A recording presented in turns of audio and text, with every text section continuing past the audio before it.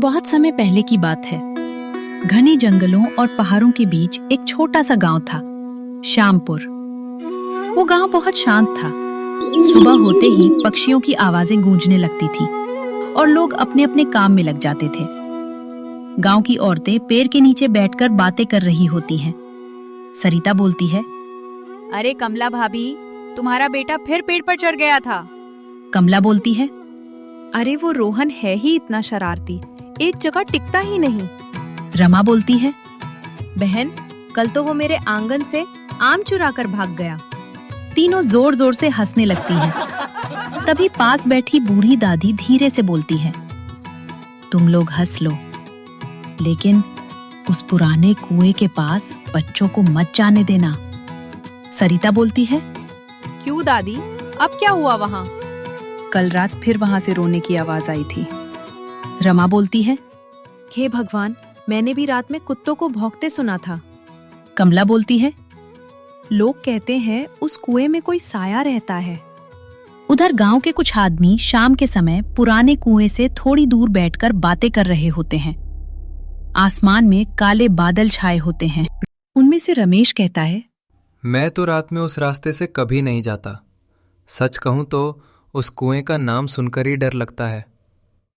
मुखिया जी कहते हैं, डरना भी चाहिए, वो जगह ठीक नहीं है। उनमें से शंकर बोलता है, क्या सच में वहां कोई साया रहता है? मुखिया जी घबरा कर बोलते हैं, रात में वहां अजीब आवाजें आती हैं, इसलिए सब कहते हैं। उनमें से हरिया बोलता है, हे भगवान। शंकर गंभीर होकर कहता है, मैंने भी कुछ देखा था। सब लोग हैरानी से उसकी तरफ देखने लगते हैं।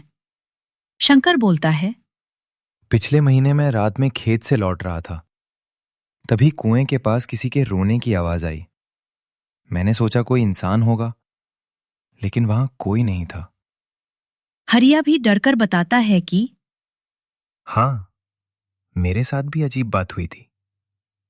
कल रात मेरी बैलगाड़ी उसी रास्ते से जा रही थी। अचानक बैल जोर जोर से चिल्लाने लगे, फिर वो आगे बढ़ ही नहीं रहे थे। रमेश बेचैन होकर पूछता है, फिर तूने क्या किया?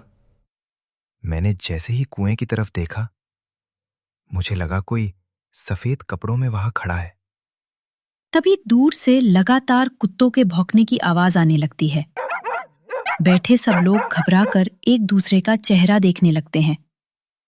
रमेश मुखिया जी से बोलता है, आज फिर वही आवाजें आ रही हैं। मुझे अच्छा नहीं लग रहा। लगता है आज कुछ बुरा होने वाला है। शंकर घबराते हुए कहता है, मैं तो अब घर जा रहा हूं। रात होते ही ये गांव अजीब लगने लगता है। मुखिया जी जोर से बोलते हैं, रुको, क्या तुम लोगों ने ध्यान दिया? कुत्ते उसी दिशा में देखकर भौंक रहे हैं जहां कुआं है।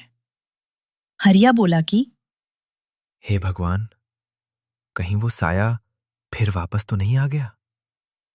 लेकिन मुखिया जी लगातार कुएं की तरफ देख रहे होते हैं। मुखिया जी को लगा कोई वहां खड़ा है।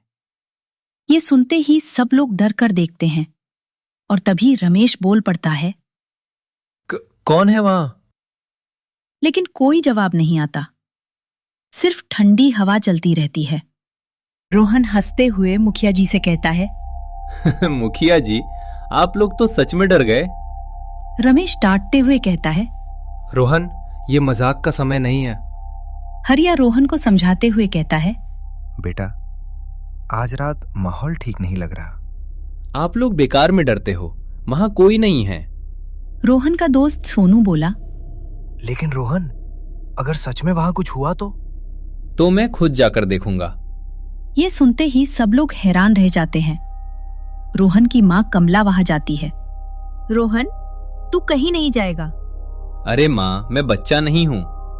रोहन का दूसरा दोस्त पिंटू बोला, मुझे तो उस कुएं का नाम सुनकर ही डर लगता है।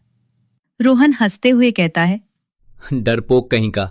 रोहन, आज रात मैं उस कुएं के पास जाऊंगा और सबको साबित कर दूंगा कि वहां कोई भूत नहीं रहता। जिद मत कर बेटा, कुछ चीजें आंखों से नहीं दिखती। बस मुखिया जी, कल सुबह मैं खुद आपको सच बताऊंगा। इतना कहकर रोहन और उसके दोस्त वहां से चले जाते हैं। उस रात पूरा गांव शांत हो जाता है। सिर्फ झींगुरों और हवा की आवाज सुनाई दे रही होती है। रोहन अपने बिस्तर पर लेटा होता है, लेकिन उसकी आंखों में नींद नहीं होती। वो धीरे से उठता है और खिड़की से बाहर झांकता है। बाहर सोनू और पिंटू उसका इंतजार कर रहे होते हैं। फिर वो धीरे से दरवाजा खोलता है ताकि उसकी मां को आवाज न सुनाई दे। तीनों चुपके से उस तरफ निकल जाते हैं। तीनों दोस्त अंधेरे रास्ते पर चल रहे होते हैं। रोहन, अगर सच में वहां भूत हुआ तो उससे दोस्ती कर लेंगे। मजाक मत कर, मुझे सच में डर लग रहा है। तभी अचानक तेज हवा चलने लगती है। रोहन, मैंने कहा था ना कुछ गड़बड़ है। रोहन थोड़ा रुक कर इधर उधर देखता है, फिर मुस्कुराकर बोलता है, अरे हवा है बस, तुम लोग हर चीज में भूत ढूंढ लेते हो। कुछ देर बाद तीनों उस पुराने कुएं के पास पहुंच जाते हैं। वहां का माहौल बहुत डरावना होता है। कुएं के अंदर से अजीब सी ठंडी हवा आ रही होती है। रोहन, चलो यहाँ से, मुझे बिल्कुल अच्छा नहीं लग रहा। रोहन कुएं के पास जाकर अंदर झांकता है और बोलता है, अरे भूत बाबा, अगर अंदर हो तो बाहर आ जाओ। धीरे बोल रोहन, कहीं सच में कोई सुन लेगा। रोहन हंसने लगता है, लेकिन तभी कुएं के अंदर से आवाज आती है। ठीक। कुएं के अंदर से ठीक की आवाज आते ही तीनों दोस्त डर कर एक दूसरे को देखने लगते हैं। चल यहाँ से। हाँ, मुझे बिल्कुल अच्छा नहीं लग रहा रोहन। तुम लोग डरते बहुत हो। तभी अचानक बहुत तेज हवा चलने लगती है।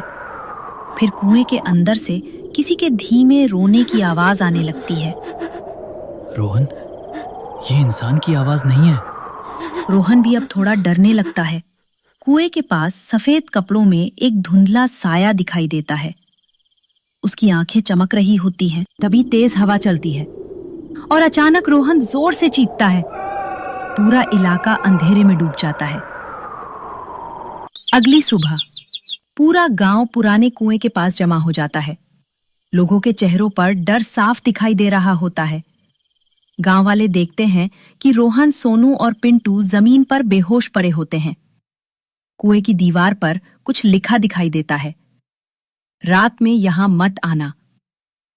उस दिन के बाद गांव वालों ने पुराने कुएं के चारों तरफ लकड़ी की ऊंची घेराबंदी कर दी, ताकि कोई भी रात में वहां न जा सके। आज भी रात होते ही उस पुराने कुएं के पास से हंसी सुनाई देती है।